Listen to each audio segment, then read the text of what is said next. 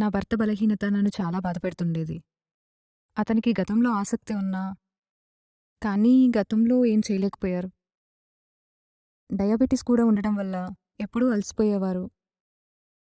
దాని గురించి మాట్లాడితే అతనికి కోపమొచ్చేది. ఒక భార్యకి ఇంతకంటే బాధేముంటుంది? మునుపటి ఉత్సాహం ఇంకా ఆసక్తి లేవు. అతని శరీరంలో శక్తి తగ్గిపోయింది. హార్మోన్లు తక్కువయ్యాయి.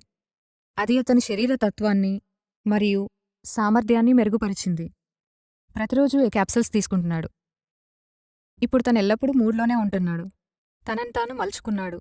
అశ్వగంధ, సఫేద్ ముస్లి, శిలాజత్ వంటి పదార్థాలు అతనికి యవ్వన శక్తిని తీసుకొచ్చాయి. క్యాప్సూల్స్ అద్భుతం. మనసు కోరుకున్నది తను చేయగలుగుతున్నాడు. ఇప్పుడు తన నోటి నుండి అలసిపోయానన్న మాట వినట్లేదు. అంతేకాదు ఇప్పుడు మా బంధం చాలా స్పెషల్గా మారింది.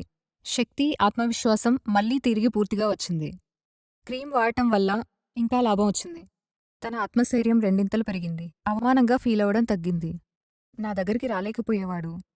ఇప్పుడు తన స్పర్శతో మునుపటి ఆనందాల వెలుగులు మళ్లీ చూశాను. భర్త రాత్రిపూట తన బాధ్యతను నిర్వర్తించినప్పుడు భార్య సంతోషంగా ఉంటుంది.